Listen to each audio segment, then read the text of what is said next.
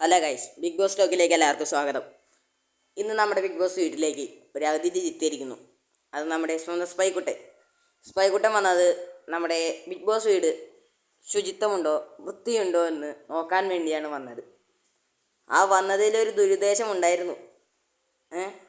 ആ ദുരുദ്ദേശമായിരുന്നു നമ്മുടെ ഇന്നലെ പോയ നിവിൻ ഇന്നലെ പോയതിന് ശേഷം നമ്മൾ വരില്ല എന്നായിരിക്കും ചിന്തിച്ചിരുന്നത്. പക്ഷേ നിവിൻ തിരിച്ചെത്തി. അവൻ ഇത്രയും നാണം കെട്ട കളി കളിക്കുന്നു ഞാൻ ഒരിക്കലും വിശ്വസിച്ചില്ല.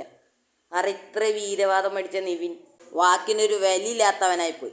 വാക്കിനൊരു വിലയുള്ള നിവിനാണെന്നെങ്കിൽ അവനെ ബിഗ് ബോസിനോട് പറയായിരുന്നു, ഞാനിങ്ങി ആ ബിഗ് ബോസ് വീട്ടിലേക്ക് ഇല്ലയെന്ന്. സ്വാച്ഛാധിപത്യം കിട്ടിയിട്ടും മര്യാദയ്ക്ക് ഉപയോഗിക്കാൻ കഴിവില്ലാത്ത ഇവനെ എന്തിനെ ബിഗ് ബോസ് വീട്ടിൽ നിലനിർത്തണം?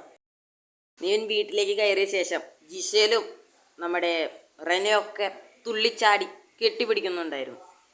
ഇത്രയും നാണം കെട്ട പ്ലെയറിനെ ഇവരൊക്കെ എന്തിനു സ്നേഹിക്കണം? നമ്മളെന്തിനെ നിലനിർത്തണം? ഇവനെ പുറത്താക്കി കളയാനല്ല വേണ്ടത്. നന്ദി. എല്ലാവരും സബ്സ്ക്രൈബ് ചെയ്യുക.